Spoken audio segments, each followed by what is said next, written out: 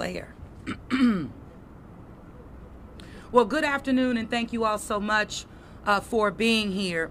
We are here as it relates to our preparation for hurricane season 2021. I'm joined, as you can see, by a united command, I would say, that is not only with city government agencies, but also our partners that have always been here for the city of New Orleans. You're going to hear from you'll hear, after following me, we'll hear from the National Weather Service. We're going to hear from, of course, our Director, Colin Arnold of Homeland Security. You'll hear from Ramsey Green, who is our Deputy CAO of Infrastructure. You'll also hear from Dr. Jennifer Vegno from the Health Department, and as well as our commander from the U.S. Coast Guard, along with the Louisiana National Guard. And of course, closing it out will be Colonel Terry Ebert. However, we wanted to just demonstrate how we all collectively lean in as it relates to being prepared for hurricane season. As always, we remain in tight coordination with the Governor's Office, Louisiana State Police, our tourism and hospitality partners, all transit services, as well as our hospitals and shelters, nursing homes, and the like. This is now our second hurricane season in the midst of a global pandemic, but we are ready and we are prepared. Last year, as you know, we faced an unprecedented hurricane season, being in the eye, really in the cone of uncertainty 8 times, and it took a direct hit, we did, from Hurricane Zeta. Listen, when I listened to the National Weather Service's presentation this morning, and focusing on last year, we had 9 storms that rapidly intensified. So 9 storms in 1 year when the average is 1 to 2. That's something that we have to take heed of. Things are changing.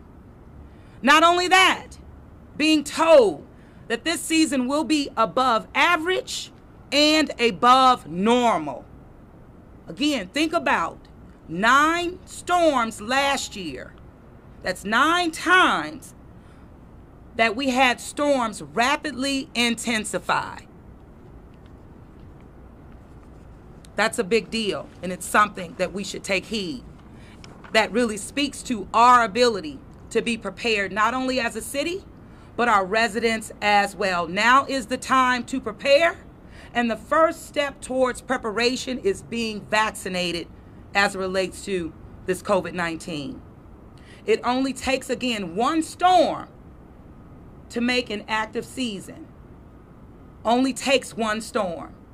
And as we have seen from the rain events that we've had and the tornado we just had, throughout the past couple of weeks, we could have another active season ahead of us. Again, we have been warned above average and above normal. This is our time, again, to prepare ourselves. We're also preparing, absolutely, city government. I shared with you a while ago that we have transformed in terms of saying essential versus non-essential employees. All of our people are now reserved. So should we need to respond to the needs on the ground in our city, it means that everyone that serves as a public servant is a reserve. And if we're called to work outside of our classified positions, that's what we do in order to serve. And so we're preparing, again, all of our employees, our departments, for this change, because this is something that we've learned moving through this pandemic.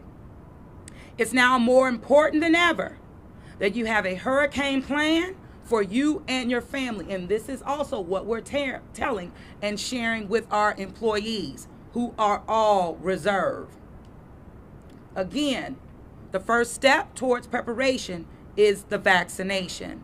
And as always, you are, let me tell you, our partners in this. You have the teams behind me standing with me, but our residents are partners as well. Gather supplies, have a plan, stay connected, and remember to sign up to receive real-time updates from the city of New Orleans through our NOLA Ready system, you text NOLA Ready, one word, to 77295. So with that, I'm going to turn it over now to our National Weather Service, and we'll be hearing from our very own Benjamin Shute. Get me straight. Well, good afternoon. I want to thank Madam Mayor for inviting the National Weather Service to get us ready for the upcoming hurricane season. As she had mentioned already, we are definitely looking at the possibility of an above average season. The atmospheric conditions with it transitioning from a La Nina to a neutral condition will be very set up for tropical activity to be above normal throughout the entire tropical season. We're already seeing above normal temperatures in the Gulf of Mexico, which will also allow fuel for those storms should they develop. So because of that, it's definitely time for preparedness now. Like she mentioned, it's time to think about a plan, where you would go, how you would evacuate, what you may need to take care of yourself, your family, your pets, thinking about all those needs that need to be met when a tropical is impending on the area. Outside of the kit, it's also important that we share with our family and friends the plans that we have. If you're thinking about possibly evacuating, let others know where you may be going. It's a good way of making sure that everybody is safe and accounted for, and so that there isn't any confusion in a time where confusion can be easily found when communications can start to go down as they start to get impacted heavily. I also want to mention that it's very important for people to make sure they're using reputable sources. When we start to have tropicals start to develop in the Atlantic, there are a lot of places on the web and on social media that put out information that may not be the most reputable source available. So make sure you're using a solid source, whether it be us, the National Weather Service, the National Hurricane Center, your local media, emergency management. But please make sure you're getting it from a reputable source, especially if you're pulling information from social media as one of your main sources. I know a lot of folks, do not subscribe to cable TV or to other means that some others use, and so you may be getting your sources of information from, again, from social media, and I just want to really iterate that it's important for people to make sure they're getting it from a reputable source. There are some changes when it comes to the wireless emergency alerts. If you remember last year, a lot of folks were woken up at 4 a.m. With Sally approaching the Gulf and the coast here. So that has been changed. We have the ability now at our office here in Slidell to make sure that the wireless emergency alert does not go off at 4 a.m. if there's not a direct impact to life and property, and it will go off a little bit later in the morning. So that will be one benefit as we move through this season. Though if there was a tropical storm or a hurricane that was developing right off the coast and quickly, we would utilize that early morning warning if we thought it would impact life and property. Some other changes as well is we've split Orleans Parish in half. So basically, if you're inside the risk reduction system, you will not get storm surge warnings over your wireless emergency alerts there as well. So we hope there won't be much bleed over across that line, but for those areas outside the risk reduction system, you still should receive those storm surge wireless emergency alerts if they reach that criteria. The last thing that I'd like to kind of mention is every storm is different, and we've seen that over the course of even last year. You had Laura, which was a rapidly intensifying storm all the way up to shoreline as it impacted southwest Louisiana, and its main threat was winds. You have Sally, which, though it dodged the area here and moved off to the east, slowed down and dropped feet of rain across the area. Every storm is different. Everyone will have a different threat, and you need to know what the threat is, and you can't always use what the category of the storm is. We all know that is where a lot of things are based off of, but at the same time, for people making decisions on the safety of their family and friends, understand the threats of the storm that would be impacting the area, because that is what the main concern is. It may not just be surge, it may not just be wind, it could be rainfall as well, and we all know that the flooding and flash flooding is obviously one of the #1 killers when it comes to weather across the United States. With that, I want to again thank the mayor for having us here this afternoon. And if anybody needs any more information, feel free to see our website at weather.gov/New Orleans, and you can get all the information, warnings, watches, and advisories there. Thank you. Thank you so much, Benjamin. We'll hear from Colin Arnold.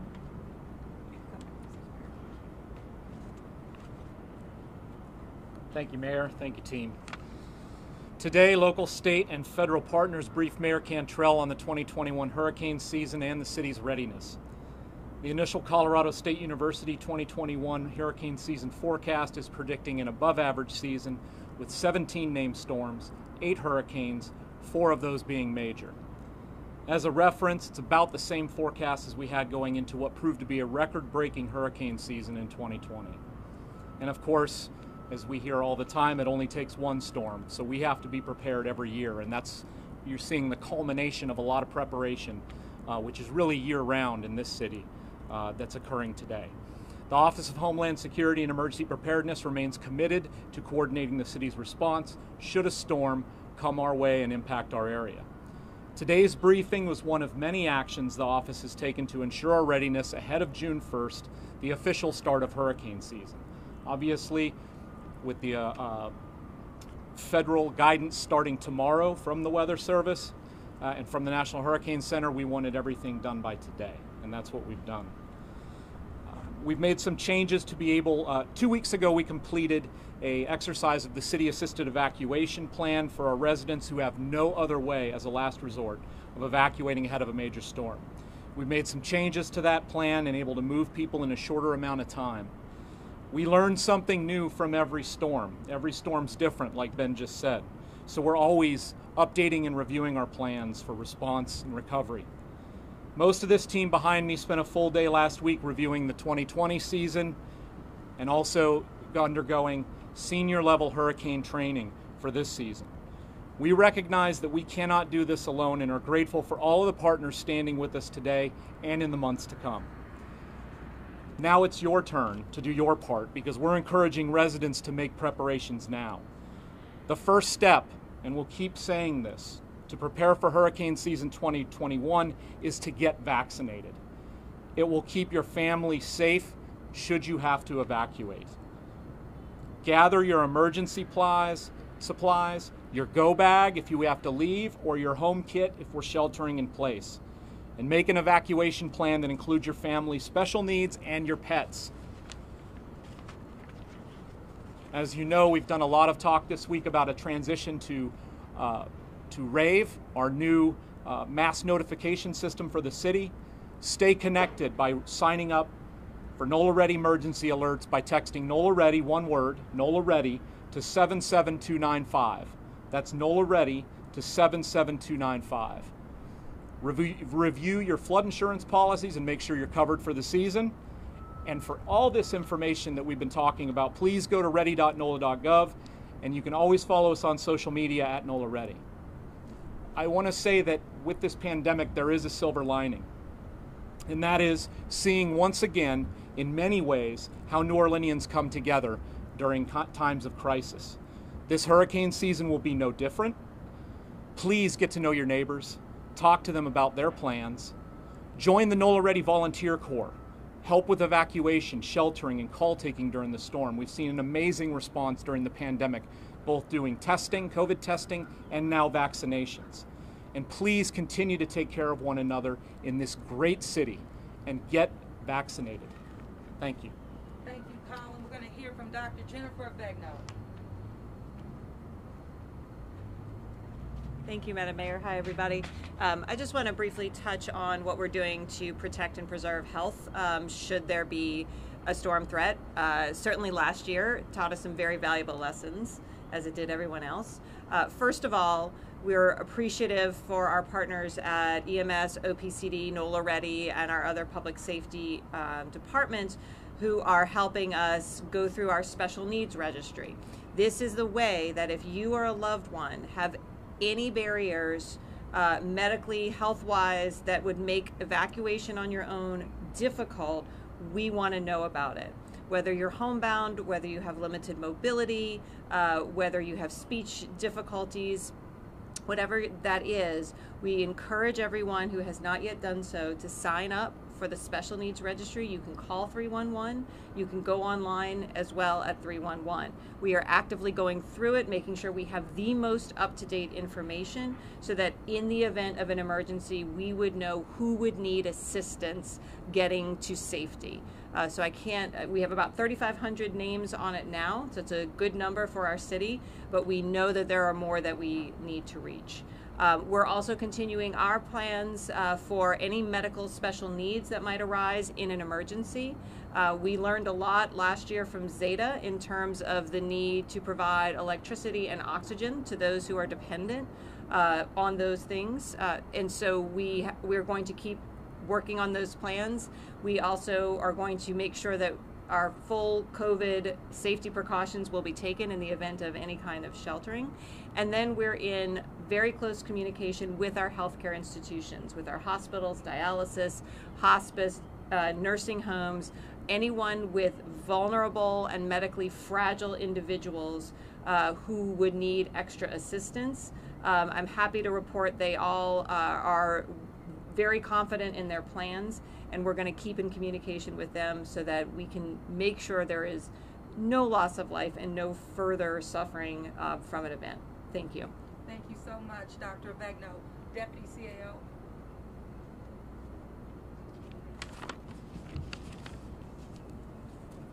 Thank you so much, Mayor, and thanks, folks, for being here.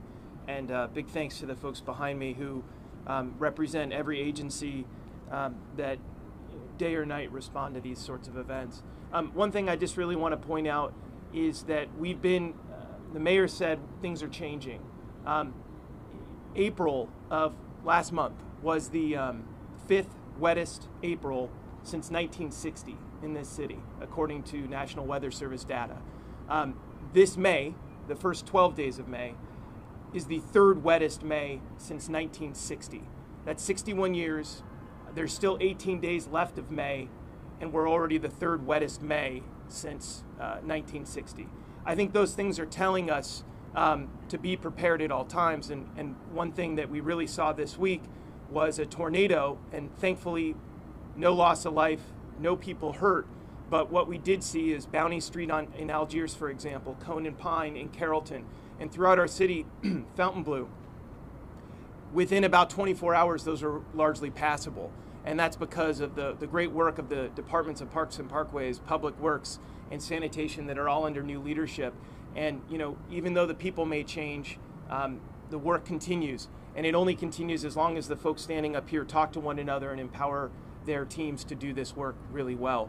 At this moment, RTA, Entergy, Sewage and Water Board, all of our infrastructure partners are working well together. Everybody knows what their major responsibility is.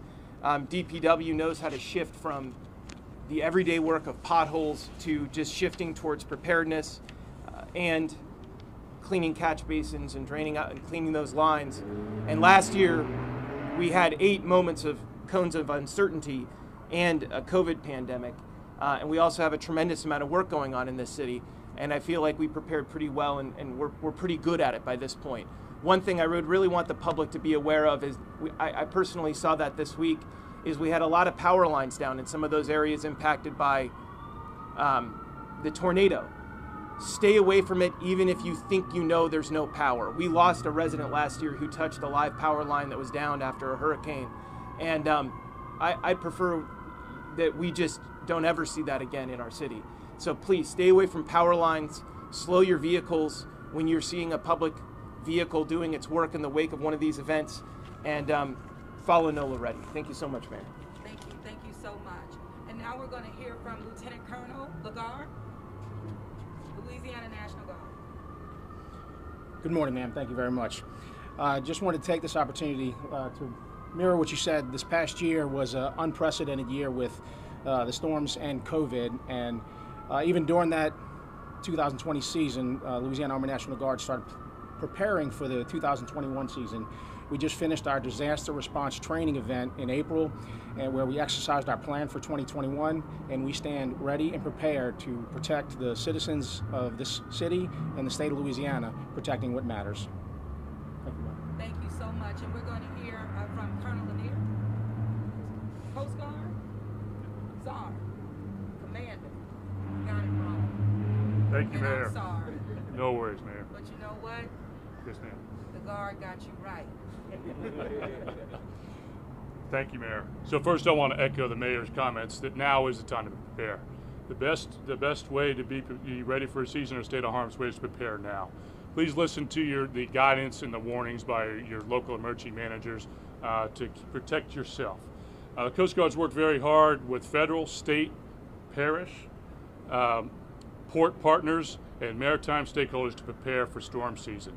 These partnerships are critical, and as in the past, we stand very close with the City of New Orleans to protect and serve your citizenry. Thank you, Madam Mayor. Thank you so much. Yes, Thank ma'am. you so much, Commander. And we'll hear from Colonel Terry Everett. Colonel? Thank you, Mayor. I just want to add to some of the comments that you've heard. First of all, behind me stands one of the finest, most experienced, trustworthy, educated, practiced organizations in the United States dealing with hazardous situations. It's not by accident that we have performed more emergency actions than any other city in America over the past 2 years. The performance of these agencies, the troops that man them, the education and the leadership they get are what makes this the heart and soul of our great region. We can depend upon them. The message, though, that you've heard all of them talk about is we have to depend upon you to follow our orders, be prepared, and work as a team if we're going to be successful. We've been successful in the past. We understand our mission, and our mission is simple. It's to save lives, protect property, and provide security. That's what we do, and that's what we need to work with you in ensuring that we are able to accomplish through the long coming hurricane season. It's a great team of local, state, federal, nonprofit agencies that make this up, and it only can perform when the citizens step forward and help us perform our functions. We've got a large challenge facing us. We've had it before, and we're going to be successful. Thank you very much, Madam Mayor. Thank you, Colonel. Thank you. Thank you again for being here. That concludes our press conference related to hurricane season 2021.